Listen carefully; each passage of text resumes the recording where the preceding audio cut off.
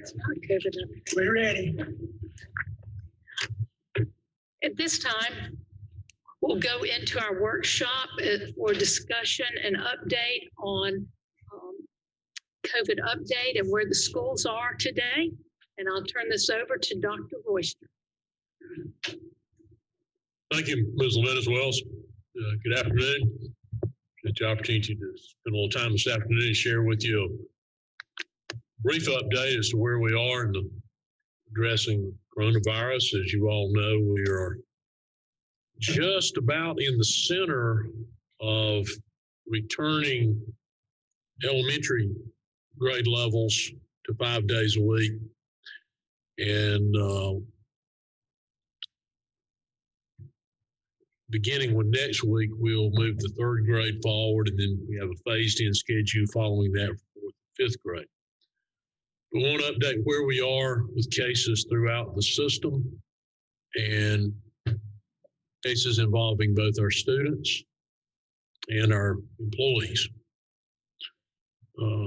Unfortunately, the incident rate is increasing across our country, across the state, and like just about any other aspect of our communities, what happens in the community is reflected in the school.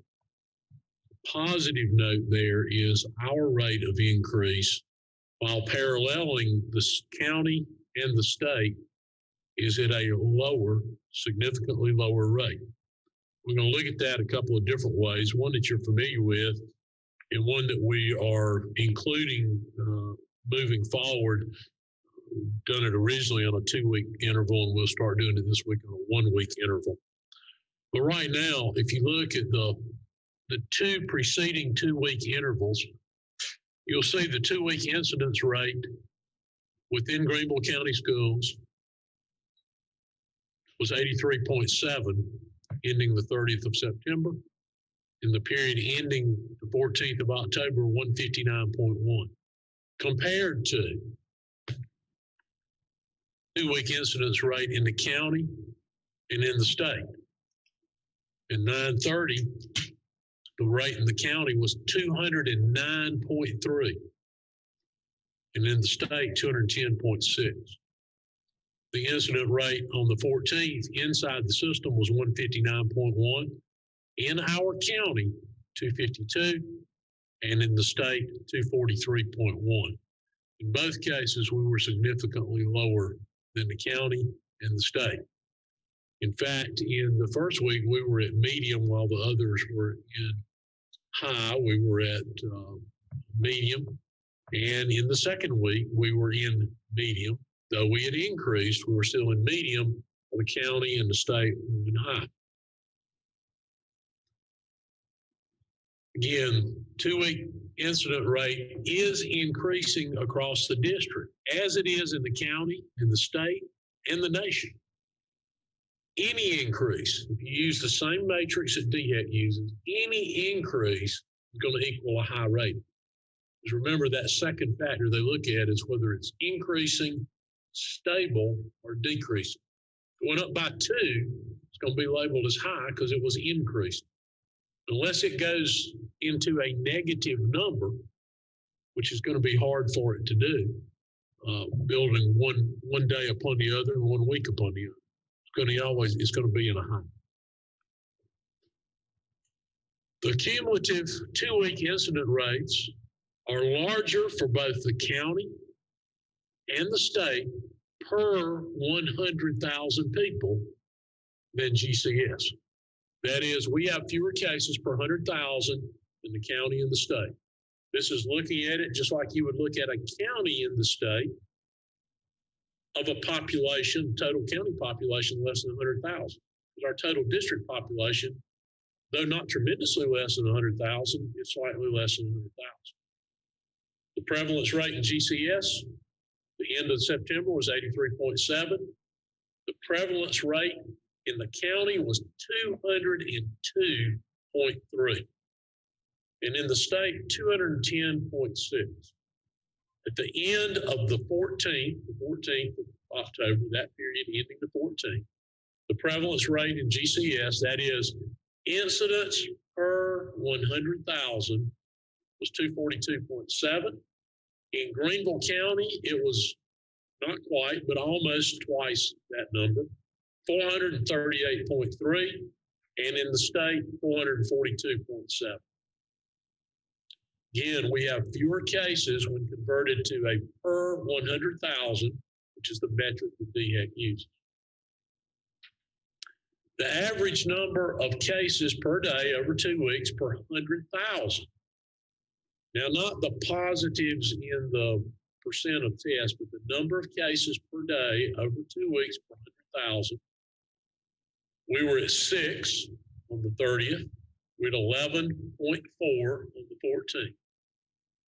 The county was at 14 on the 30th, and the state was at 15. On the 14th, the county was at 16.9, and the state at 16.6. In that second 2 week period, we're still under what the county and the state were in the 2 weeks preceding that, as well as in the current 2 week period. Now, this is a new way of looking at this. Dr. McCrary and his office put these statistics together, utilizing what he terms as an attack rate. That is the risk of getting COVID. The risk of getting COVID for the 2 weeks ending 10/14 is less than 2 in 1,000 in Greenville County Schools, and greater than 2 in 1,000 in the county and in the state. Another way to look at attack rate is to say GCS student and employees, students and employees had a 0.08%, not 8%, 0.08% risk of contracting COVID during the 2 weeks ending 9/30/2020, and a 0.16%, not 16%, a 0.16% of contracting COVID during the 2 weeks ending 10/14/2020. Both county and state residents had higher risk of contracting COVID during these periods compared to GCS employees and students. 0.16% compared to 0.24% compared to 0.23%. Again, statistically significantly less. GCS students and employees contracted COVID at reduced rates compared to both the county and the state compared over the last month. A risk ratio of 1 would mean the risk is equal. So whichever population you were looking at in comparison to, you had an equal risk. Any number less than 1 means the risk is less. Any number greater than 1 means the risk is greater. So comparing us to Greenville County in that first 2 week period, ending 9/30, the risk in Greenville County schools versus the county was 0.41. Compared to the state, it was 0.4. In the second 2 week period, compared to the county, it was 0.67. Compared to the state, it was 0.69. This is a chart you're familiar with seeing. We've shown you this one before. This is the employees' daily COVID report. I'm going to read it from here because it's sort of difficult to read that line that far away. But if you will see, employees isolating, the number isolating is the red. The ongoing quarantined employees is the orange line at the very top. The blue are the new quarantines not exposed at school. And the green are the new quarantines caused by school exposure. So green and blue, those are quarantines identified on a daily basis by school exposure exposure in school or outside of school. Isolating, those are individuals, as a reminder, who have tested positive. And you'll see that number within employees has hovered on or about the 30 mark since approximately the 18. Again, when you look at that, the vast majority of exposures, the reasons to isolate or quarantine, are occurring outside of the walls of the school. If you look at new employees isolating, this is the data showing since the last time we shared this with you. So the reddish orange are new isolating non-teachers, and the blue are teachers. Day 1, 2 non-teachers, 6 teachers. Day 2, 1 and 4. Day 3, 2 non-teachers, 0 teachers. Following day, 1 teacher. The 23rd, the 24th, no reported isolations. The 25th, 2 and 3. 2 non-teachers, 3 teachers. The 26th, new employees isolating, 3 and 4. That's new. Remember the line you looked at earlier? That would be cumulative. They're going to be isolating for at least 10 days, perhaps more. So they're going to continue to show in that number on the line. This is the newly identified by day. Now, this is the students' daily report. Total ongoing quarantine, new quarantines caused by extracurricular exposure, new quarantines caused by school exposure, new quarantines not related to school, and number isolated. So you'll see by the almost flat line that new quarantines caused by school exposure is almost at 0. It bumps up a few times as you follow it over time. New quarantines not related to school, more elevated. New quarantines caused by extracurricular exposure, elevated. Above in school, none of which top over 100 except at one point on the 16th. Now, a little easier way to look at that is to pull that ongoing quarantine line off of it so you can expand it up. It gives you a little better picture. You see where that one time it crest over 100 to 120.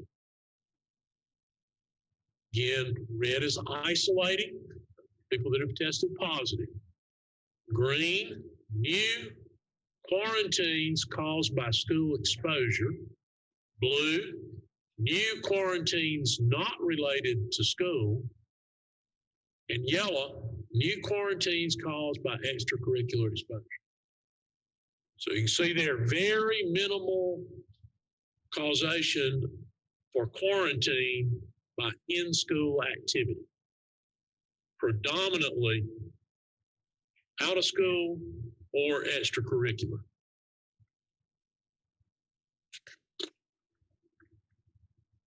Students positive. New students isolating. On the 19th, non-school exposure, 17. School, 0. On the 20th, non-school, 11. School, 1. On the 21st, non-school, 6. School, 1. On the 22nd, 22 non-school, school, 0.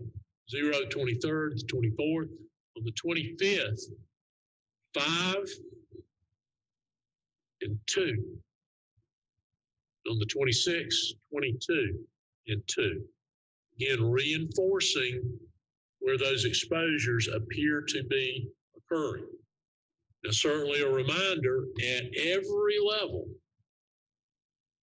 we are either socially distanced by the numbers present, or in certain elementary levels where we've gone back more days with all students present, they are doing the DHEC approved equivalent of 6 feet, being 3 feet apart in those plexiglass quad pods that meet the DHEC specification. Trend levels, student trends by level. Elementary, we have 130 quarantined, 2 isolated in the period ended 10/13, 124 and 7 at middle, 165 and 15 at high school.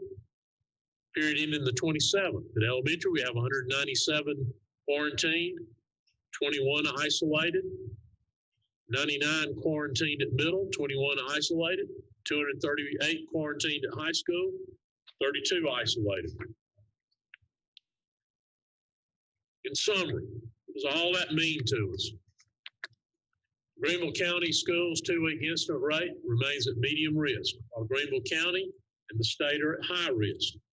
While positive cases have increased over the last 2 weeks in GCS, Greenville County and the state and the nation, the risk of testing positive for COVID is lower in Greenville County schools compared to the county and state population. And I'll be glad to answer any questions that you might have. Dr. McCreary is also here, ready to answer any questions you might have, particularly that regarding the risk factors, the attack rate, and the new statistics that we've shared with you this evening that you have not normally received in a report. Ms. Grayson. Thank you, Ms. Wells. Olivia Wells, sorry. Dr. McCreary, can you tell me how we are determining where the exposure occurred? That seems to be baffling as a nation proposition. I mean, how are we saying this was due to school and non-school? Is that self-reporting? Or is that, in other words, are the students telling the district, I got this on the athletic field, or I got this in school, or I got this at the mall? Or how are we making that calculation? I think that's probably, and I don't know if Ms. Loggy's on here or not, that's probably more precisely a question for her to answer. Janet, are you on?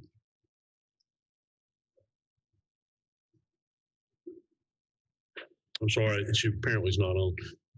It is a combination of self-reporting. When we say self-reporting, that could be student and or parent or somebody else. Then we begin contact tracing, so they begin to investigate what might be the likely source. That happens almost in real time for us. DHEC performs a similar investigation in contact tracing that generally lags behind ours. But most of them, it's fairly obvious when they start asking the questions. Most of the time, it's pretty obvious when they even bring the information to us. It'll be something like, my sister tested positive and sick, and my parents sent me to get a test. Now I'm positive. Okay. It's obviously there is some, as with anything that involves human beings, a margin for error, but we believe it is as accurate as we can possibly cause it to be. Okay, I appreciate that. I'm just concerned, a lot of people aren't getting tested because they don't want the numbers to move, and they would be reluctant to say that they contracted it in school, because we have so many out there that really need the 5-person in-day instruction. So I was just wondering what the science was, and if And quite honestly, in a few cases, we have ended up having to quarantine more individuals because a person did not report it in a timely manner. Or in fact, someone else reported it for them. Okay, all right, thank you very much. Mhm. Thank you. On the attack slide, can you tell me if teachers and students, if you have a data point for those two separated? Seems like on that slide, it says, Dr. McCreary, did you hear that question? For attack rate, you're wanting to know an attack rate for students yes, if compared. we could go back to that slide for a moment. It seems as though in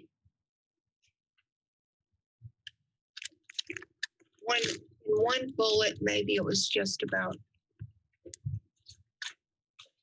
I guess in all cases, the question is, It is. does this include students and teachers? And do we have it broken out so that we would know what Yes. the rate for teachers is versus students? So I have those for the week or the 2 weeks ending 10/14. And what you see there is our students and teachers combined. The student attack rate, again, ending 10/14,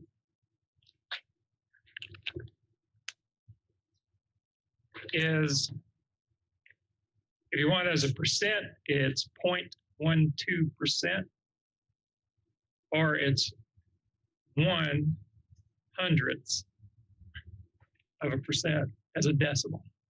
So it's 0.001.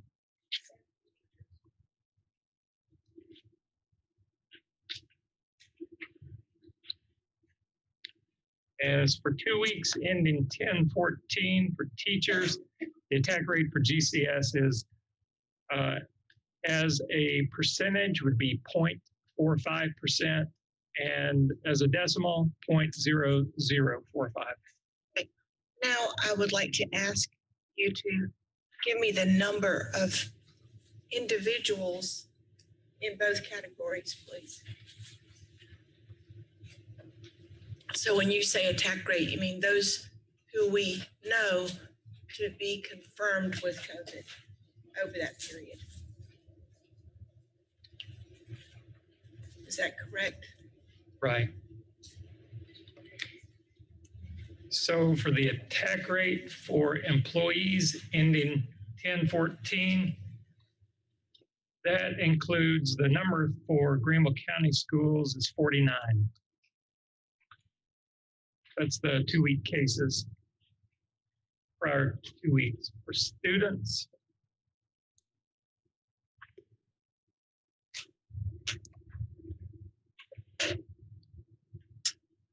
that number is 86.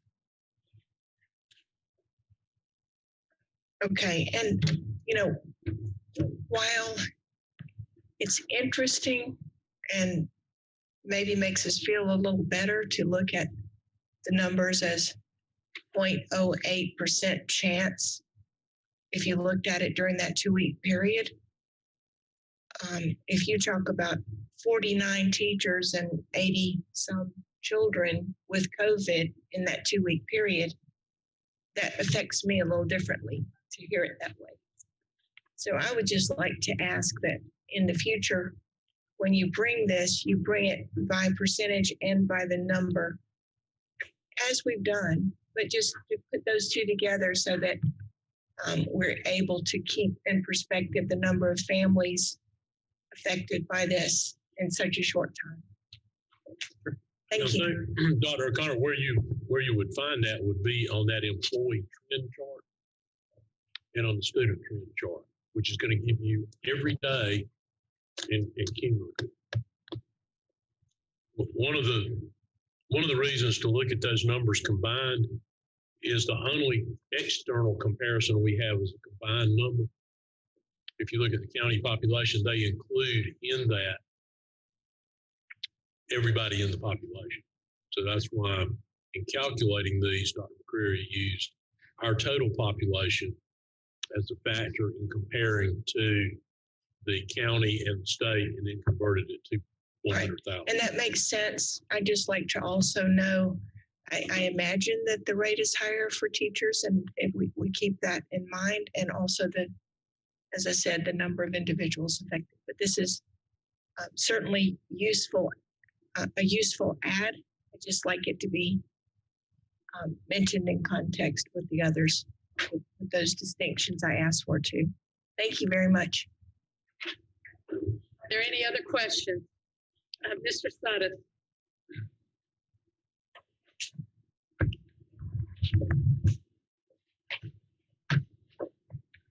I don't know if you would be able to answer this or not, Dr. Royster, but of all the information that we have, what would you look at to say, well, now this is the point where we can allow middle and high school students to go back for 5 days?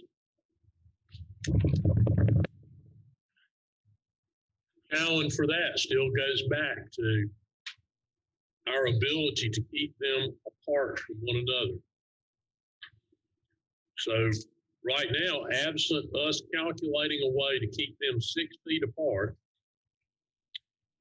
or an alternative to that, like we were able to do at the elementary level, which we're trying to work through at the middle school level now, then it's got to get down in the low category, where we don't have to do the 6 feet of social distancing.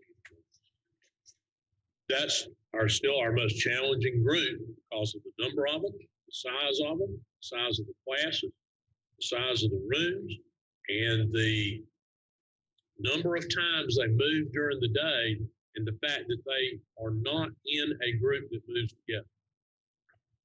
It's been challenging, and we're still working at the middle school level. In fact, meeting with middle school principals again Thursday morning to see what progress they've made on proposing to us solutions to safely move middle school students during the day. They've worked through in this past week some alternatives to getting their sizes down in the classes. Now they're working on how do they handle the transition and the fact, for example, where we can use that plexiglass, which we can use it in part to help students. Every time a kid gets up and goes to another class, it's got to be clean. Somebody has to do that. Somebody also has to supervise the students while they're transitioning. So they're still working through those things. The high school is the single greatest challenge because of those things we said before. Wouldn't I be correct in saying that social distancing, we don't have a record of social distancing? So how would I know when I'd be able to stop social distancing? By looking at any of this information that you presented to us. My understanding from reading the information from public health authorities is that we would need to be in low for us to not have to be concerned about social distance. Low in what, Dr. Royster? Low is 50 or less. Is that found? When you get down to the incident rate, it's 50 or less. Is that found in any of those slides that you've given to us? In some of the past ones, yes, sir. It's not in this particular one. If I could, to be in that range of 0 to 50, that's an index or a rate. We would have to sustain over a 2-week period 39 or fewer cases. 39. 39 or fewer cases of what? Testing positive for COVID for that incident rate. Is that students testing positive? No, that's for a county. The county. And we could choose to look at it converted to students and faculty, the way we've looked at all the rest of this. And I would propose to you that would be the way we would look at it. Yeah, I keep being asked, when can we go back to 5 days? And then I try to explain this would have to happen And the only thing I can really say is we'd have to be able to do away with social distancing. Yeah. And so that's really the bottom line is, and who's going to determine when we can do away with social distancing? Well, right now, those numbers would allow us to make that determination. Now, maybe there'll be some alternatives that people will determine that would work equally as well. Like we got the approval to utilize those plexiglass pods at the elementary level. I mean, honestly, there are all kinds of groups, people, individuals, entities working on this all the time. There seems to be some advances having been made in treatment. I believe some of the trials for vaccines seem to be moving forward. Perhaps all of those things might converge at a point to cause this to dramatically drop off. The problem we're seeing right now is it appears to be doing this nationally, at the state level, and in the county. It doesn't appear to be. For a while we were seeing this. Then it did this. Now it appears to be on a fairly steep incline to increase. So, I mean, to me, while our news, I think, is good that inside our system, the protocols we have in place are working, it seems that it is being, things that are going on are not helping out in the community. If I could correct, 39 or fewer is for Graham County Schools. We would have to maintain that. Okay, repeat that a little louder. Sure. I said a moment ago that 39 or fewer cases over a 2-week period is for Graham County. That's for Graham County Schools to be rated low. Yeah, if we less than that, and we're rated low, what does that mean? I'm still trying to understand when can we go back to 5 days a week, because that's what I keep being asked over and over again. And if I give them any kind of a answer that's got some kind of comparison, like the attack rate comparison, they don't understand that or know that. So what they keep saying is what will have to happen before my kids can go back 5 days a week. I don't think they could do that involving plexiglass for middle or high school. Does the state pay for the plexiglass? Yes, sir. They've spent over $4 million on the plexiglass we've got. But the state's not going to do that, I would think, for the middle or high school. We believe at the middle school level, based on what we've been able to do in the last week or two, that and some other things may allow us to bring middle school back face to face. But there are a couple, maybe three, really big distinctions between middle school and high school. Right. No, number one, every middle school in this county teams their grade level. So if you've got a middle school that has 600 students in it, they only have to move 200 of them at one time because they move them as a group. Mm-hmm. You move the 6th grade, the 7th grade, and 8th grade separate. You run 3 different bell schedules.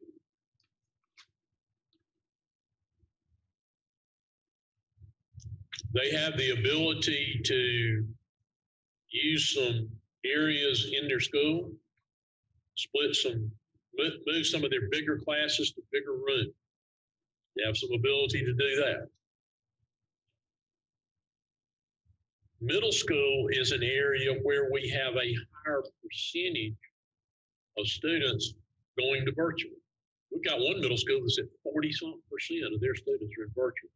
So greater capacity inside their facility.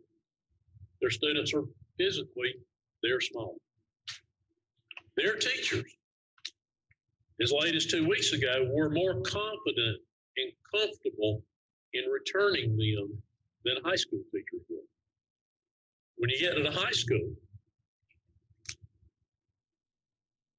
we have more that have chosen to be in person, percentage-wise.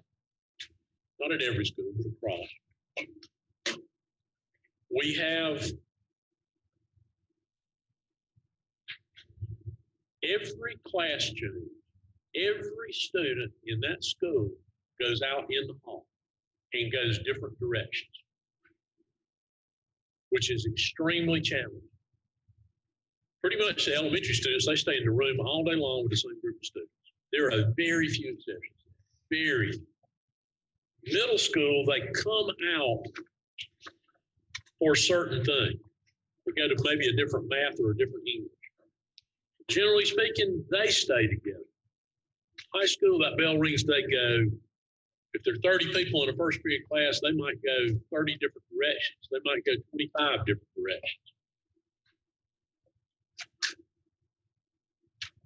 And obviously, they're the size of the adults. So putting more of them in a room is problematic. And quite honestly, because they're more independent, I think that's one reason there is more trepidation on the part of high school teachers. I think that's why only 41% of them felt comfortable with students coming back. These high school students go out on their own in the community. And you see them out here. If you're out in the afternoon or the evening, you see them out here. And sometimes gathered up in groups. And I think that's also concerning. So our teachers, we've tried to do this from the outset.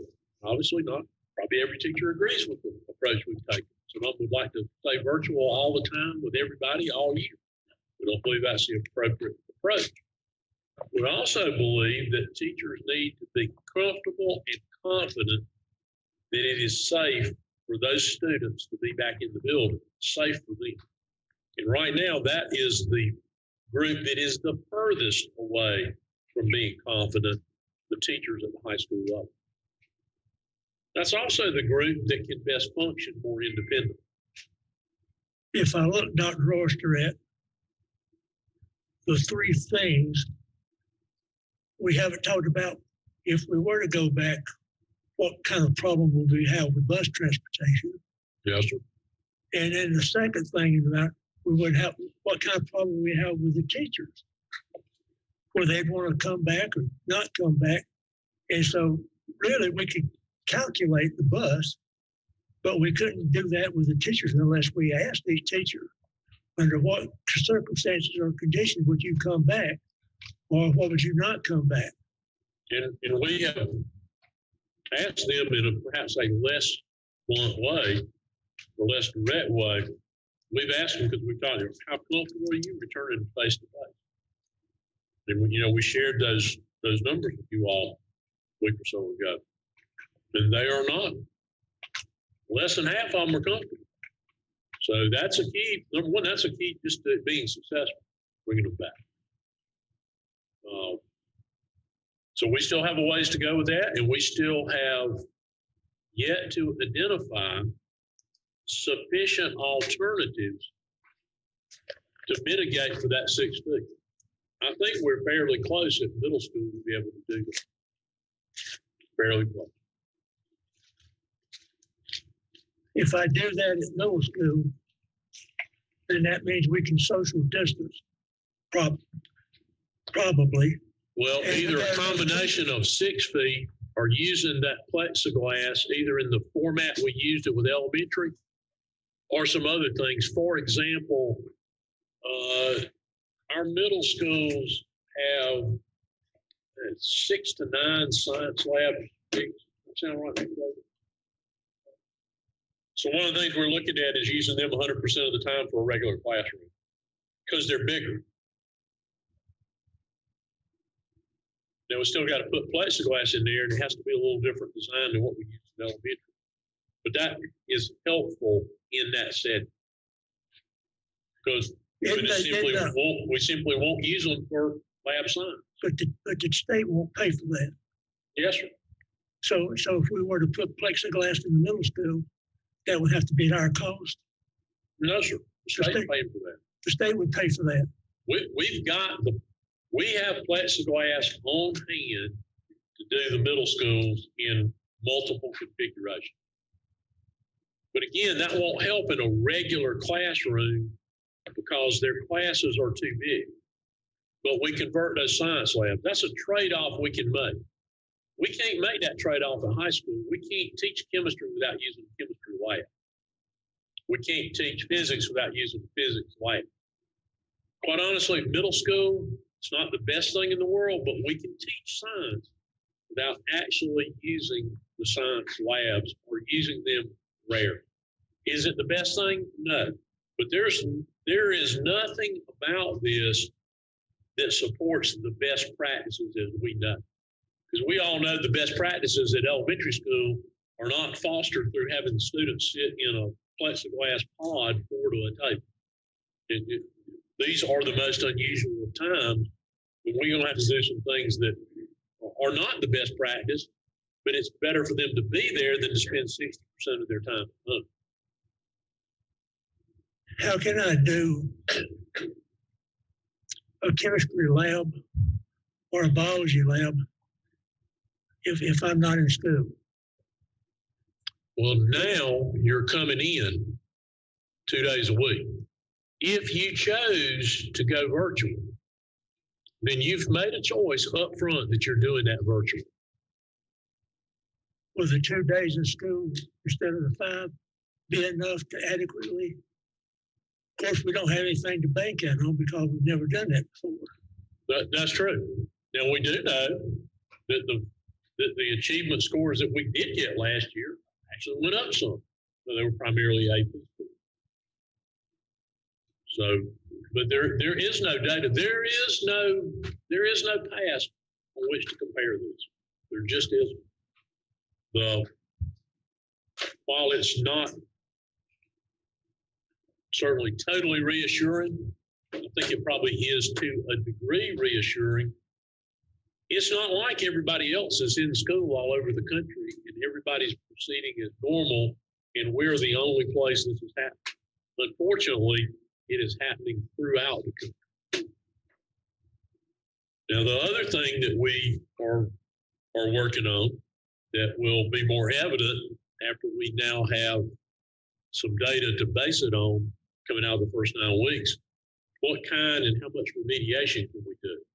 And we're about to get some funding from the state to pay for additional hours of remediation.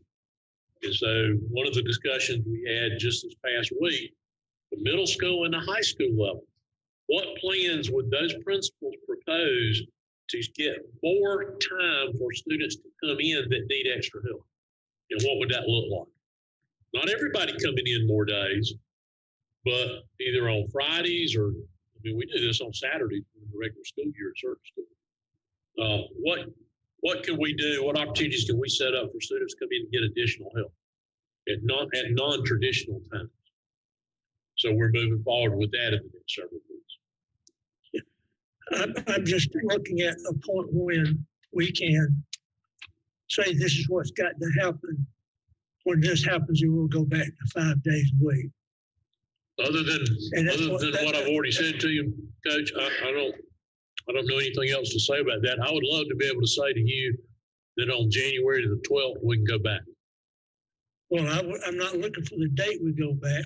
I understand. I'm looking at under what situation will we be able to go back. Well, right now, we got to get being asked under what situation. Right now, we'd have to get to a low or figure out some way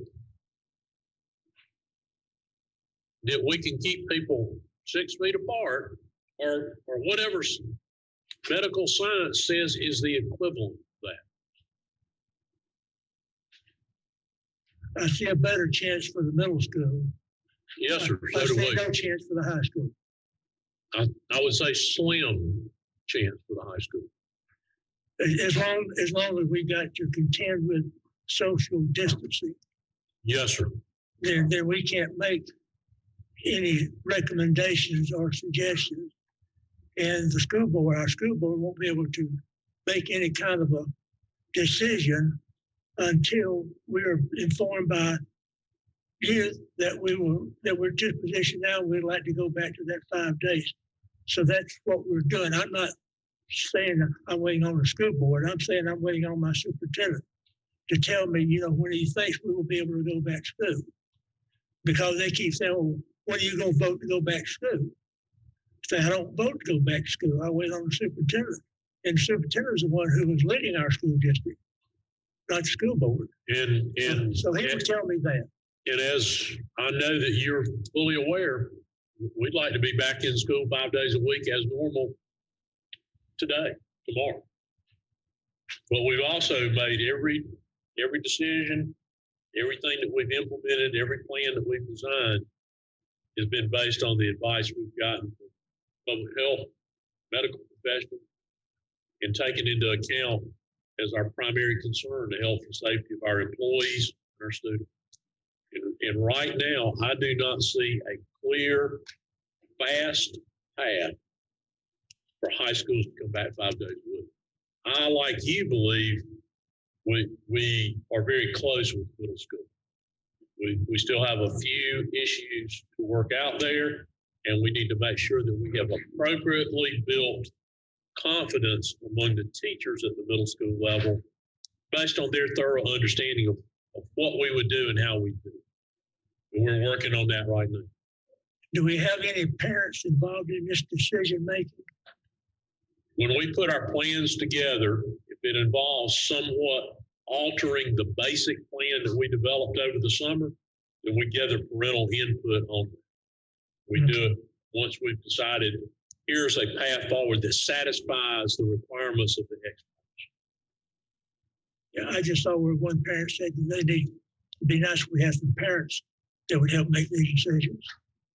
But you saw that well as I did. Thank you, Dr. Roster. Yes, sir. Thank you, Coach. Mr. Lewis. Thank you, Madam Chairman. Just a couple of questions. As you were going through the data, particularly the graphs, I guess I just wondered from your perspective. We have as a district gone from 0 days a week to 1 day a week to 2 days a week to now, as you mentioned, almost all of our elementary school are back to 5 days a week, and the rest will be in a couple of weeks. I know I have one that's super thankful for that. I mean, when you look at this data and you look at the plan that we are currently working in, do you feel like our infection rates are reflecting that we are moving in the right direction? Does it give you concern that we're moving back to school and seeing our rates go up in our community? Does it? I mean, as I looked at the numbers, I wasn't sure whether you were telling me these are getting worse and I'm concerned, or whether you were telling me things seem to be reflecting that we're doing a good job in the environment that we're in. Though that's a mixed message, I would absolutely agree with everything you just said. Okay. It is that. Get to the right one. That slide right. That is both concerning and reassuring. Mm-hmm. Concerning that all those columns are going up. And if you look at it like we do on a daily basis, it's going up, and it's going up like this. What is reassuring is when you look at our column, converted just as it would be if it were a county with a population of less than 100,000. And you compare it to the county and to the state, what I take from that is the protections and the protocols we have in place are working, because our rate, which should generally reflect what's going on in the county, is much less. I think, Jason, it's safe to say statistically significantly less. than the county and the state. So I believe we're doing the right things. Our employees, our students are doing the things we're asking them to do. Some cases we've seen some spikes in quarantine because people had not followed through and done as they should have done. And had that happened, I believe our numbers would perhaps be even a little lower than what they are. This whole national trend, state trend, and county trend is concerning. It appears that as the experts have predicted, that coincidentally with the flu season, there will be a rise. And that's concerning. And I think that's the reason we must continue to be very vigilant, closely watching this, and also be extremely vigilant in making sure that people are following the protocols we've set forward so that they're protecting themselves and others.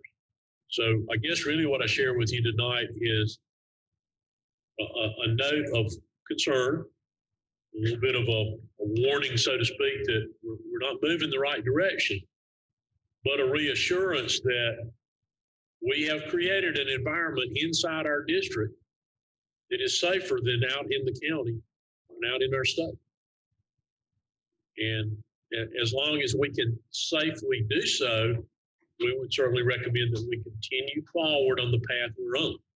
In fact, when you look at the elementary, inside the elementary grades, there's a little bit of difference in the rate of cases in some of the elementary grades, but the little difference is more to the negative in the upper grades, which have not yet come back 5 days a week. There's not a huge difference in them, but where there is a little bit of a difference, it's really more in the upper grades. So it is, as you all know, and as you do, you're watching this every day, and you're watching the reports from out in the community. We share this information with you. We literally look at it almost constantly as we get these self-reports and reports throughout the day, into the evening, over the weekend. No matter when we get them, and we're continually posting those internally so we can see, is there a trend here? Right now, the trend is not good. We're staying safe, and we're staying, at least at this point, in the medium inside that high. And I have appreciated more than anything, you and your staff bringing consistent data back to us that really allows us to see not only what's happening in the community, but what's happening in our schools as a result of some of the decisions that we've put into place. So as I listen to Mr. Sutta's questions and your answers, I hear answers that I think we've been repeating for a while, but seem to be becoming more solid. We have a calendar timeline to get all of our elementary school kids back. We have some likely scenarios where our middle schoolers could come back. And we have what I think I heard you say was a slim chance that our high schoolers will be back anytime in the near future. And I think our focused effort at the high school, not that we wouldn't do this at elementary and middle as well, but I think our focused effort as high school is going to have to be, how can we fill the holes or the gaps that might exist? How can we best remediate those students for whatever help they might need?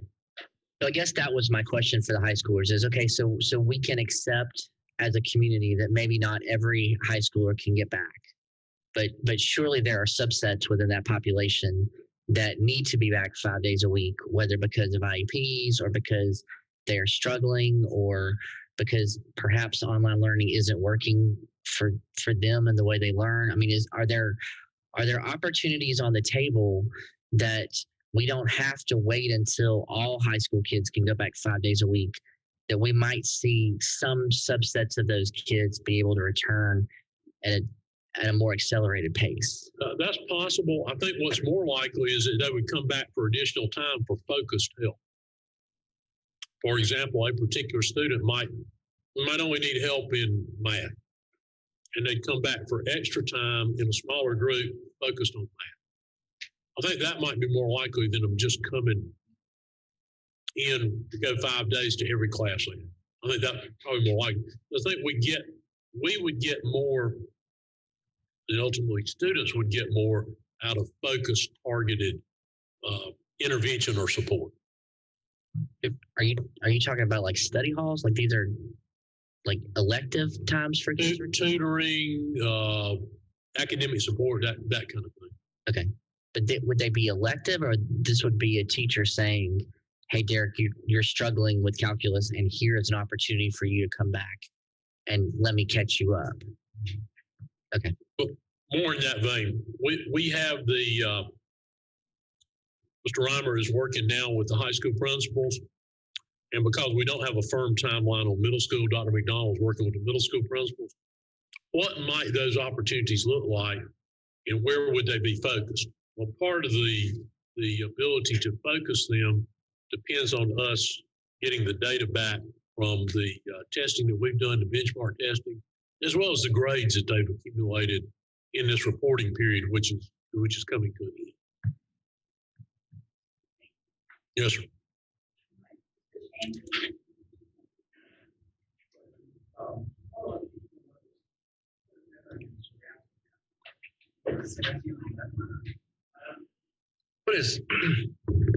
What is happening in surrounding counties where some of the schools have gone back to 5-day in-school weeks? Do we have any figures on any of those? The only reliable figures that we have for that are the figures that come from DHEC. And the only ones that we have seen simply gives you the number of reported cases, whether it's less than 5 or greater than 5.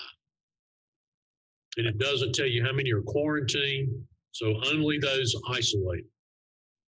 Is it possible to contact the superintendents of some of these counties to ask them what their experiences are? We talk very frequently. That's kind of what I was getting at. Some of us share data, some of us don't.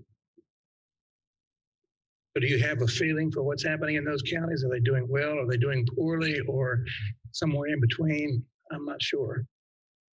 I've not seen anybody that, like these statistical analysis we shared with you, the attack rate and that sort of thing. I'm not aware of any other district doing that.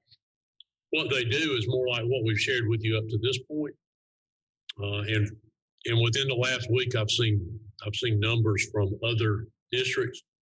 When you adjust them for size, the numbers that I've seen, or Superintendent has shared them, when you adjust them for size, they're pretty comparable.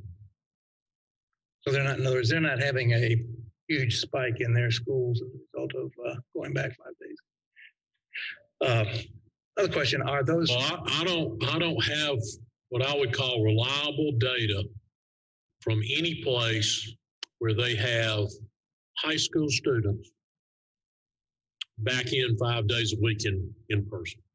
I'm talking about those that have whatever students they have back in 5 days a week. How they would compare with? And most of them are either similar to what we've done with using those plexiglass pods, or many of our adjoining districts, their elementary class sizes are such that they're 6 feet apart with all of them there. And one thing that maybe just sort of as a reminder, we made a decision to provide real in-person teachers for our virtual program. And we took them from our bricks and mortar school and assigned them to virtual. Now they have a higher pupil-teacher ratio than they would if they were in a regular classroom. What some other districts did, good or bad, what they did is they have a totally online program. And the only teacher help that the students receive is they have a teacher they can call and ask questions to, generally speaking, after regular school hours. So sometimes what you have to know is how they're different from us. We made a different decision there. We didn't feel like that was the kind of quality that we should offer for what ended up being about 22,000 students that chose to go virtual. Because I don't believe, and I don't think most of us in the administration, the academic side of things, believe that that was an equivalent or appropriate level of opportunity that we wanted to offer. On the numbers for these students, do we have a breakdown of how many of those who are isolating or quarantining now of students are in school? Would you say caught it from in school, or are they homeschool, virtual students, in other words? The only virtual numbers we have some virtual numbers for isolation. That is, they tested positive. Jason, do you happen to have those with you? They're single digit. They're like maybe one every few days. I don't have that with me. We can certainly send that to you. We have no virtual students included in the quarantining number because we wouldn't be quarantining them unless they chose to be a part of an athletic team. Or they're coming in high school level for a hands-on course at the Career and Technology Center. But just for those who are taking the virtual program 100% of the time, makes sense. We may not always know if they're positive, but we're not aware of any numbers for them, which suggest or could suggest either they're higher or lower or the same as the in-school students. That's true. Although we do have numbers, some of them do report to us that they're positive, and now it's trailing data. But we'll get a report from DHEC because DHEC doesn't know where they're going to school. They only know they're a Greenville County school student, so they don't necessarily know they can't distinguish that they're a virtual student. But again, that's trailing data. It might be a week old. It might be older than that. I was just thinking for the analyses that we're doing, it would be helpful to know, what the incidence rate is for those who are studying at home versus those at school. And when we talk about returning to 5-day school, we're talking about only those who have chosen that. Those who have chosen the virtual program will not be going back to 5 days a week. And so that would make a little bit of a difference there. You mentioned that some of the teachers are uncomfortable going back to 5-day week schools. I guess the question that comes up is how uncomfortable. I don't want to sound silly or anything, but it's a very subjective question. You could ask a lot of people if they're uncomfortable going to their in-laws for Thanksgiving. I'll say, yeah, certainly. The question I have, I guess, is we'll be glad to send you that because we ask it in such a way that says they are comfortable or somewhat comfortable. That's actually in those pie charts. I don't have them in here today. They're in the pie charts that we sent you last time. We'll send those back. I guess the question there is, I'm just curious how seriously they are uncomfortable. As you say, those who have gone back, many of those seem to be comfortable as they go back. And I'm concerned that we won't have enough teachers if we are able to open up the schools as we've been discussing. Moving on to the buses. Right now, we can only fill them to the extent of 67% capacity. Did you say 67? Yes. Yes, sir. And yet we have, am I correct, still have no cases that have been reported as having contracted the virus on the school bus. We have at least one that I'm aware of, but I'd be afraid to say beyond that one. I do recall. I think the last time we had the figures, there were 0, but they may have gone up since then by 1. Back to the numbers before I move on there. If we were to go full time, my guess would be that we would have a minimum of 2.5 times the number of infections we do now, simply based on the fact that they're there more often. That's one approach to it. The other one is that every one of these figures seems to indicate that they are less likely to contract the virus if they're in school. Is that a fair statement? Yes, sir. Now, I would add a caveat to that. I believe they're less likely to contract the virus when they're in school because when they're in school, we're following those protocols. I mean, that's what I'm getting at. Exactly. And I think that's one reason our number is below the population as a whole. I guess it's a dumb statement or a dumb question. Are we doing them more damage than good by keeping them out of school? I don't believe so. No, sir. I don't think we would be better off if they're in school. I guess it doesn't make sense. I guess. Well, I would agree with you. They're better off if they're in school as long as you can follow the protocol. If you all of a sudden put them all back in school, you can't follow the protocol. Then you might be looking at a number that's above the county number, not below it. I'm thinking of if we follow the protocols, and there are a number of protocols, and I have a suspicion that DHEC can even come up with some better solutions for class sizes, but I won't get into that because they're the experts on that. I've got my own drawings that seem to say that we can do that better than some of the things they're telling us. But if we follow the appropriate protocols, we would be better off right now with as many in school as we can get. Yes, sir. That's what we're doing as quickly and as safely as we can do. I guess all the protocols have already been established as being safe. I guess my question is there something we can do to speed this process up? You talked about middle schools, and okay, I'll take it for granted that middle schools can be done. Is there something holding us back with starting middle schools by the next week and a half? Yes, sir. We want our teachers to be more than 44% comfortable in bringing them back. So that's what's holding us back is the teachers' discomfort. Completely, no, sir.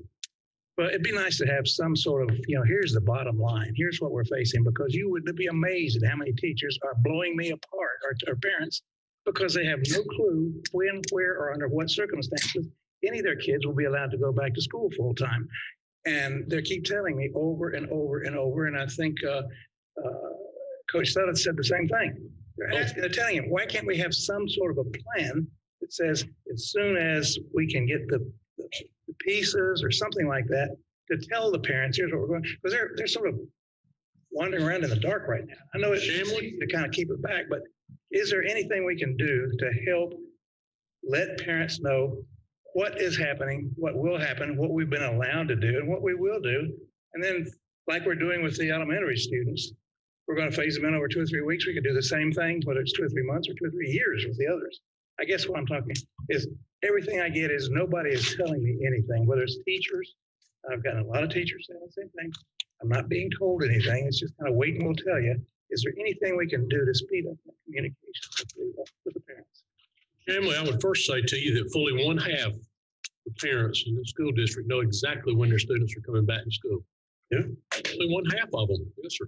Pre-K through the 5th grade. Right, so not the ones I'm talking about, but it's right. That's fully 1/2 of them. They know exactly when they're coming back. They have dates rolled out for them. I think we've been very clear that we're working as quickly as we can to bring about a plan to safely phase in middle school grades. For me to sit here and give you a date tonight, while that might be pleasing in the short term, then if I have to come back in 2 weeks and say, well, we were wrong, we can't get there by then. Giving people the wrong date is as much or more of a disservice than not giving them a date. We've said from the outset that we're going to follow the direction of public health and the medical professionals, and that's what we've done. At every point when we brought more people back into school, we phased it in.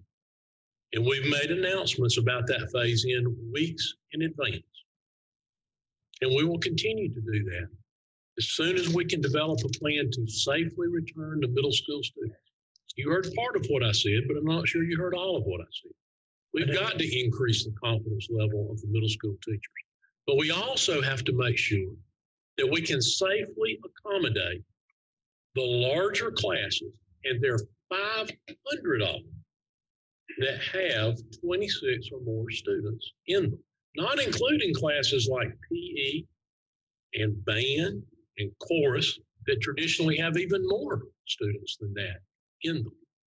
We are working as diligently and as expediently as we can possibly work, but at the same time, keeping our eye on those numbers right there. The overall safety of every employee and every student in this district. And I'd love to be able to give you an answer tonight, because I, like you, tire of hearing that question. But we hear them from all sides. We hear the concerns about, why are you coming back to school? Why are you bringing our students back in 5 days a week when you all said you weren't going to do that in a high rate of spread in the county? Right? And we have successfully mitigated that, we believe. We've successfully mitigated it by moving forward in a planned and methodical approach, not simply going out there to satisfy the fact that there are a lot of people that want an answer today and they want an absolute, and I understand that. We are in a time of extreme unknown. And one thing that's extremely comforting to people in a time of unknown and in a time where there is some level of fear is the safety and comfort of knowing. Well, we're not at a point to know all these things. And I'm not willing, and I know you would not want us to act in a manner that was reckless, simply to answer to the people that are pressing to know when we go back 5 days a week. And the people who want us to disregard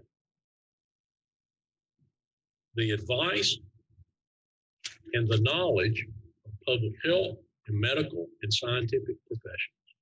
I know you would not want us to do that, and we don't intend to do it. I would be the first to say, well, under no circumstances should we be reckless in the way we go back.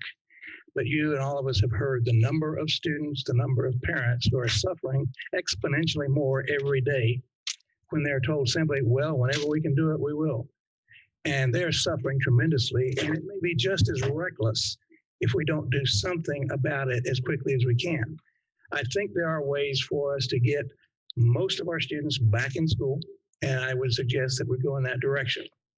Back to the buses, I started asking about the number of the percentage. I think I saw the other day that our students are going to be about, an hour and a half or 2 hours late getting to school here pretty soon.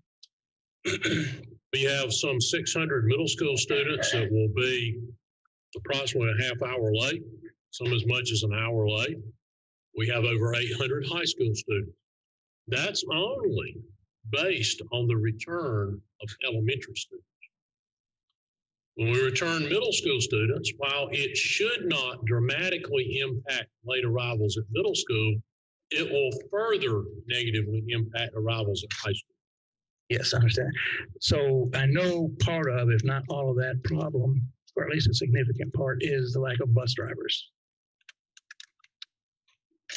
Right now, that's no worse a problem or no greater impact than the 67% capacity, but it is certainly a huge impact. Yes, the 67% capacity sort of reflects the number of students who've opted for in-school versus virtual. But a question I have is, depending on who you ask and depending on who tells you, there's either $30 or up to $60 million of CARES Act money sitting at county council right now that hasn't been requested or spent. Any reason we can't take some of that money or request some of that money to buy more buses so that we can alleviate some of the problem? I assume if we had more buses, we could alleviate some of it if we had drivers. Well, number one, we got buses that are sitting parked right now. So more buses isn't the answer. More drivers would be the answer. The CARES Act funds that reside at the county level must be expended by the 30th of December. And we have some requests that we intend to share with them since they have funds remaining, as we understand it, that are items that would be eligible under the rules that pertain to those funds and would be expended by us or reimbursements for expenses we've already incurred. But getting more buses doesn't solve the problem. Getting more drivers would. Taking that CARES Act money and paying people to drive, not a viable solution because that's what we spent by the 30th of December. I understand. That's why I say I get back at is the number of drivers are absent. What can we do to increase that number? At this point, we're doing all the things that we know to do to increase that number. And we're likely going to come back to this body and ask for increased pay for those drivers again. But we're at a pay level that is comparable to similar jobs out in the community. There's a shortage, as I think a lot of people are aware, although this is a time of economic concern, there's still a shortage of employees and businesses in the county, in industry. But you think that better pay might help resolve that? It helped to a degree when we've increased it before. It's not really better pay. It's perhaps the opportunity to move them from a guaranteed 30 hours a week to 40. We've lost a handful, and nowhere near the number we've lost totally. We've lost a handful because they went to a 40-hour-a-week job. Well, can I suggest that maybe you bring us back a suggestion or a proposal on what we need to do to increase the funds or whatever else we need to do, whether it's a 30 to 40 hour a week, so that we can get working on that right away. I don't think it's very good for us to have these problems in getting kids to school on time. Can we hit that pretty hard? I mean, is there something that you need us to do to approve to allow you to move forward? Yes, sir, because that's an ongoing, recurring budget line item of probably greater than $400,000. That's what I'm saying. If you need it, can you just would you just ask for it? We need to hear that. We believe that's a viable solution, and 400,000 would get us where we need to be. I'm completely sold on that, but it's something we're looking at internally. Otherwise, I wouldn't have been able to share that with you. Yeah, I mean, it may not be perfect. I mean, all these things are the best thing we can figure. I know the time's running late, but Mr. Shamley, we have 4 more speakers. We have passed our time to go into executive session. Can you be a little more precise and not repeat? Well, I'm trying to get some answers. I'm having some trouble. Sometimes I appreciate the concern of the time, but we do go over it on a number of cases. But I will wrap it up here in just a minute or two if that'll make you happier. Minute, more than 2. Thank you. So back to that. I mean, can you bring us a proposal the next time we have a meeting on how much you would like to have? If we have to have more later, we can come back later. But if we need to get these bus drivers, I'd say let's do what we need to do to get them. And you're the one that knows how to do that. Same thing applies to teachers. If teachers aren't willing to come back, the only thing I know of, without trying to cast any aspersions on teachers, is, well, then let's go find some teachers who are not uncomfortable coming back. I know that's not a fun thing to do there, and it's not a nice thing to say to a teacher, but if we have to have teachers and the teachers don't want to come back, there may be others who are willing to come back. And we need to be careful that we don't just sit here and say, well, we've got to respect everybody's fears. We do. It's like not going back to school full time. You don't have to go back full time. You can stay home and study. You don't have to teach. You don't have to drive a bus. But we need someone to do that job, and that means we need to find some people. So I would like to see, as I indicated earlier, your recommendations and your proposals on how we're going to go about filling those needs there. And since I'm now way out of whack, I'll stop. Thank you, Mr. Shamley. I appreciate that, and good questions. Now, for the rest of you, we should be in executive session, and we have several pressing items to discuss. I would ask that you not repeat anything that we've already covered, and that we stick to the question in hand. Okay, Ms. Michelle Goodwin-Colwell. I just have a couple of questions. Dr. Royster, did we ever get the definition from DHEC about how they rate? What is our rate now? Are we high, medium, high? What?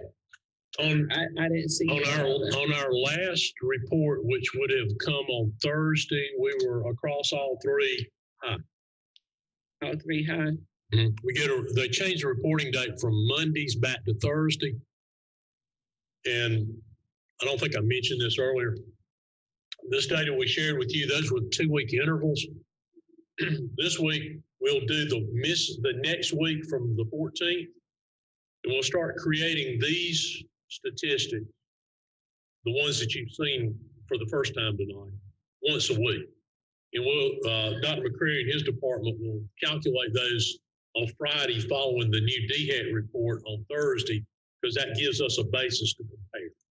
Well, we keep our own numbers, so we have them every day, but that DHEC report that comes out on Thursday would give them the comparison to do this incident rate for the county and the state. Okay, since numbers are going up, can you give me a scenario of our roadmap going backwards or coming to a screeching halt? Because the numbers are going up. What would if these total numbers reach a point that, when we were sitting here in July, we were looking at 500. That 209 would have been 500. We start approaching that point, or more importantly, that number right there goes above 1, which means it is less safe in here than out there. Those would be key numbers, and we are very concerned that these numbers are continuing to go up. Okay, like we are phasing the grade levels in coming back, have we thought about phasing in the schools? Like if they have a low incident rate at the schools coming back, like in a phased in, like we doing the grade levels? But we have, I guess, talked about that. That's not something we've seriously considered, because I think that creates a great equity issue. And there is not huge disparity in the numbers throughout the system. It's not like we have a great concentration in this one set of schools over here and none in 5 others. It's fairly spread throughout the system, reasonably spread throughout the system. Thank you so much, Ms. Gillen-Carlisle. Mr. Meek. Michelle zeroed in on what I was thinking about asking. Back in July, August, the plans we approved the roadmap because it had 0 days, 1, 2, and 5 days. And if I understood at that time, if the rate was going up and we were high, and high, we would not even consider going to 5 days. What changed?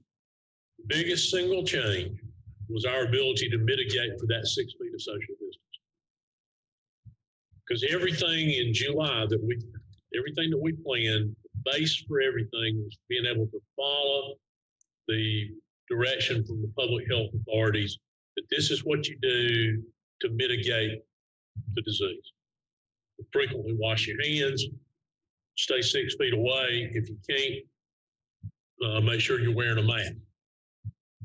And when DHEC approved for us utilizing that plexiglass and said the configuration that we put it in and keeping students 3 feet apart in that configuration and having them wear a mask was equivalent to 6 feet, that changed our whole basis. That wasn't available to us in July. People were talking about the use of plexiglass, but DHEC would not take a stand that if you use it in this way, and you follow these protocols, we would say that's equivalent to 6 feet. That's been the single biggest change for us. Okay, the slide you have on the screen now, you said just a moment ago, it went to 1.0. What will change?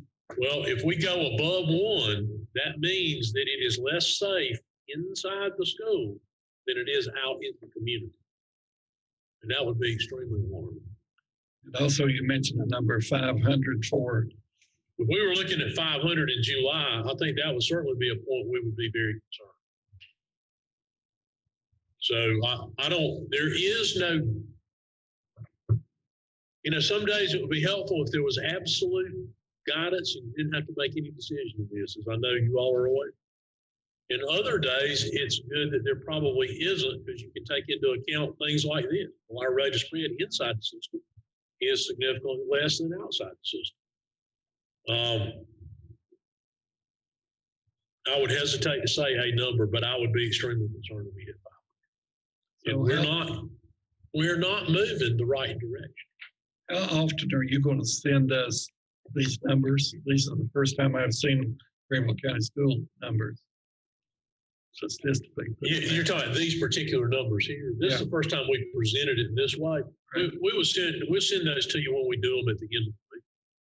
And it'll show where the 0.41 when it starts going up or going down. Yes, sir. Or the 500. Those would be the two numbers I would. And again, that would be if right now we're at 242 and we hit 500 at that inside that number, I'd be really concerned. And I mean, it's concerning right now. We're having these discussions with middle school principals and middle school principals with their faculty. We're having those discussions. I'm sure. But I'm concerned about moving forward with that because he keeps doing it. Thank you. Thank you, Mr. Meek. Ms. Bush.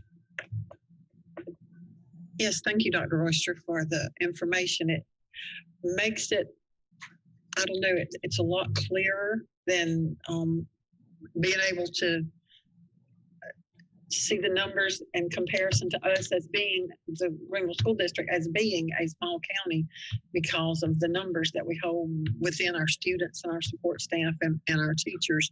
And it may be a lot more helpful to the public. So, you know, there's not any reporters here tonight. Hopefully there's some listening to the audio that it would be great for our community to be able to see how we're comparing ourselves as a school district with those numbers. And our percentage wise, I think it would be, like you said, it would be comforting and it would be alarming, but it could also, you know, as when you presented the roadmap back in July, it could be inspiring to our community to see what's happening and to see that it's going to affect our children and going to affect our schools, that we could get back to, I know everybody is COVID exhausted at this point, but you know, that just for a few more months that we could be really dedicated to the 6 foot space and the wearing the mask and washing our hands and to be able to keep our kids in school and to be able to continue to move forward as we have from the very beginning.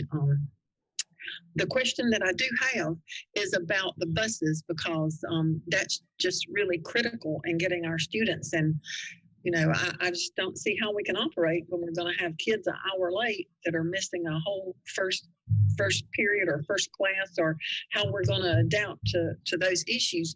At one point in time, I know our bus drivers are, they can't be 6 feet from a child 4 times a day that's getting on that bus. They're getting on, they're getting off at the school. They're getting on at the school, they're getting off at home. So 4 times a day, that bus driver is exposed to more than 15 minutes to those kids getting on and off the bus.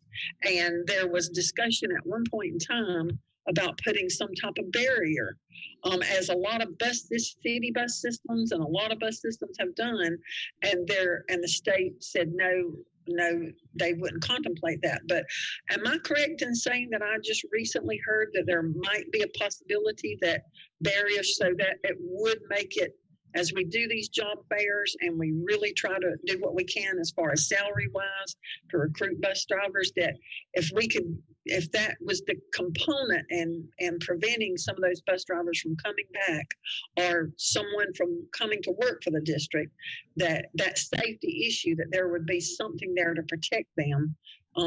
Is that being discussed at this point? And do you see a timeline on that? Yeah, I don't know what the timeline is on it. Philip may know. The state has relented. They originally opposed. We had asked them, and other districts had as well, not just us, about some sort of shield or barrier around the driver. So they have now acquiesced to a plastic curtain that you can see through. Yeah. Plastic curtain around the driver. Do you know where they are in installing those, Philip? Okay, so they have, now they still will not put anything inside the bus, and we understand that anytime you drill a hole in a bus, then they become concerned that you violated the structural integrity of the design. So they've not been willing to go beyond that, but they have said, well, we'll do this to provide some protection for the driver. Because you're right, those students are passing by them 4 times a day. Now, they shouldn't be 15 minutes or more with any one of them. And then we're trying to keep a distance between the driver and the first passenger, which sometimes a little challenge. But hopefully that will also help, because obviously we've had some drivers have to isolate and some drivers have to quarantine. But I believe only one driver that was actually related to driving the bus. The others have been non-work related exposure. Great. All right. Thank you. And it, Yes. thank you, Ms. Bush. Ms. Wells, Thank you. Can you guys hear me okay? we can barely hear you. Okay. I'll try to speak up. Is that better? No, we got you now. Okay. Thank perfect. you, Ms. Wells. Go ahead. Yeah. So I guess I like seeing the prevalence rate, and I was, kind of at first I started to draw the same conclusion that it seemed that our students might be safer, if you will, in school. But then I realized that the incidence rate for children has been much less anyway from the get-go, right? So I guess if we're using this prevalence rate, I guess that to me there's just a little bit of caution there, because I'm not sure we would ever get to above 1 based on the fact that we're looking at young, we have our greatest group, because we have a lot more students than we have teachers and adults. That number's larger. Am I thinking about that right, Dr. McCrary? I mean, we have to kind of normalize this and think about, we're talking about a subset of the population that already is at a lower incidence rate than the general population, right? Your statement's correct. That's why we use, for the prevalence rate and the risk ratio, it included employees, teachers, and students, because that's most representative of the county and the state, because it has both youth and older adults. Okay, so have you also looked at a comparison where you're looking at prevalence rate for adult populations in both those categories? Or could you do that? Not specifically for adult. I don't have any information or data, and I don't believe DHEC has information that just looks at adult categories broken down by the state, by the county, and then for information that we would have for Greenville County Schools. Okay. That's one of the reasons, as well as we use all of these and not focused and concentrated on just a few. But we still use the same numbers you all have been seeing for several weeks now, because it is dangerous to focus solely on one or two things. And there are not good, clean, clear comparisons, because to Jason's point, all this data, the county data and the state data, it includes groups of people that we don't have in school and a whole bunch of people that we do have in school. Right. Yeah. And are you able to parse out the difference between the incidence rate in our elementary schools, elementary age versus middle and high school age, so that, because those aren't back in with the same protocols? Are you able to look at the data in a way to help you understand that, yes, what we're doing with the partitions and the masks are actually working like we said they were, like we thought they would? Well, right now, the elementary grades that have been back at any point for 5 days, which would be K4, 5, first grade and second grade, we've not yet been back in 3rd, 4th, and 5th. As a group, those 4 grades have a lower incidence rate than the 3 upper grades do. Okay. Again, you got a difference in age. Right. You got kind of 2 outliers that hit 8. Kindergarten hit 8. K4 had 0. 5th grade had 8. So we're looking at it by grade level at the elementary level, and then, we look at it by level. Well, we look at this just about any way you can look at it to see what conclusions can we draw. And almost every piece of data we look at reflects, I think, in a positive way, the fact that we have these protocols in place. We've not found any piece of data that seems to show that there is at any point a greater risk of exposure in school. Now, there's certainly a greater risk of exposure to those parents who choose for their students to participate in athletics. There's a greater risk of certainly of exposure, because that's where you see our larger number of quarantines. Right. And so and on the spread rates, DHEC hasn't recalibrated their spread rates since the very beginning, right? To your point, a lot's changed since July, even how we look at these numbers. And so we haven't seen them recalibrate those spread rates, have we? They have not. Now, they did issue at one time. They don't really use it. And I'm not sure how easily you can find it on their website. They had low, medium, and high, and really high. Now, I'm not sure really high is the term they used, but they broke high into 2 categories at one point. But they've never applied that to schools. And I don't know, Jason, did you see that in any of the work you were doing? It was on there for a brief period of time. Okay. Okay, and I guess I appreciate that you guys are going to work on getting those students that are been looking at those students that are in high school that are not faring well, getting them into the school to get them remediated, because that's going to be key if we can't get them back in the classroom or if there's a slim chance. So, okay, thank you very much. Thank you, Ms. Wells. Dr. Christopher O'Connor. May I ask Dr. Oyster, this slide and then the other one, we're talking as though the rate of increase is slower for students, but I'm looking at it and I cannot make that out when it looks like almost triple the prevalence rate these 2 weeks over and above the last 2 weeks for Greenville County schools, which would be a higher rate of difference for prevalence than in Greenville generally and the state. I just don't understand what I'm missing there. Dr. Greer? I think what you're saying is when you look at the trend, the incident rate trend, what you see is a 90% increase in Greenville County schools compared to, I think it's everybody else, the state and the county. Right. It's 16% for the county and 10% trend increase for the state. And what is our percent? 90%. So why are we bragging about that? Well, it's not that we're bragging. I would say. Okay. I don't mean it in a pejorative way, but I mean, we are celebrating the fact that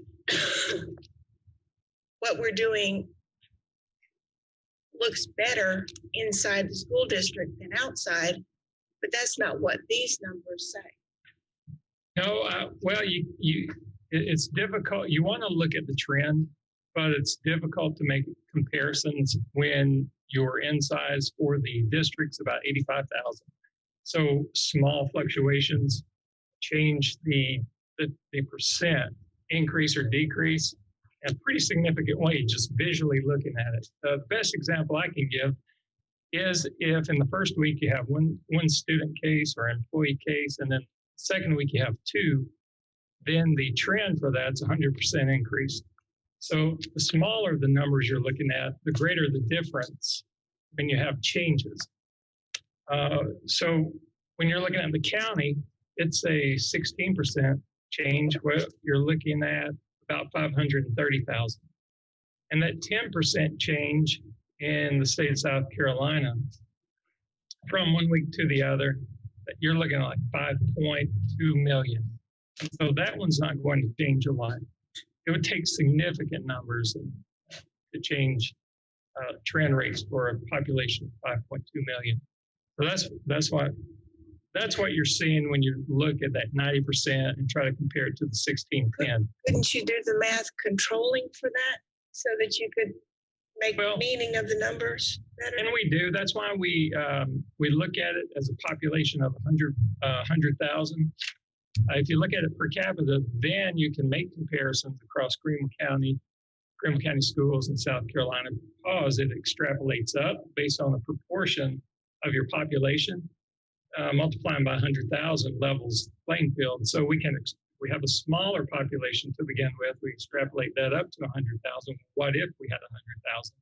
And you take these same numbers, and because we don't have a population that's 5.2 million, we take that number and we roll it down to say, well, what if you had this population, it's 5.2 million?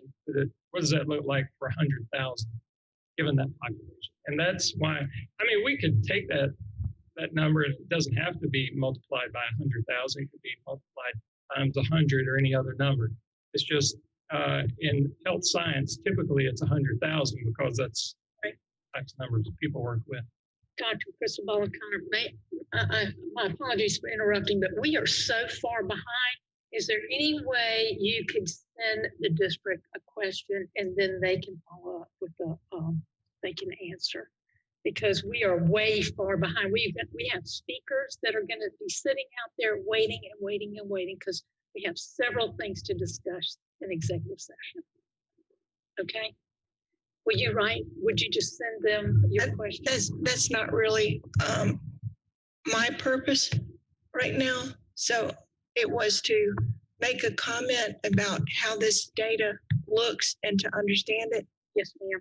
Because I think that it's important as we go forward that we don't put things out that allow people to say,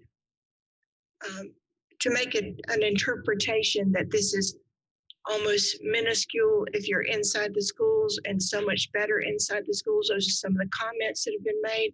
So I think publicly it is important for me to say, I don't think that some of those interpretations were accurate that some people said in response to that. And that I think we still have a lot to be very cautious about, as Dr. Royster said. And so my role in this questioning is to say, let's not add the notion of putting the heat on the district to move past the numbers and what we are experiencing by favoring something that might look better to us, one audience or another. So it would not have been something I would feel comfortable doing by just asking a question, not in the public discussion. So I can omit my other comments if you would like. Would please. And what we'll do next month is we will convene 2 hours prior to executive session for an update from Dr. Royster. This was not enough time, and I apologize, but we must move on. And since everyone's asked a question, we're going to go ahead and Dr. Royster, I'm going to thank you for your presentation. Certainly. And we are now out of the workshop. So do not move. There is no break.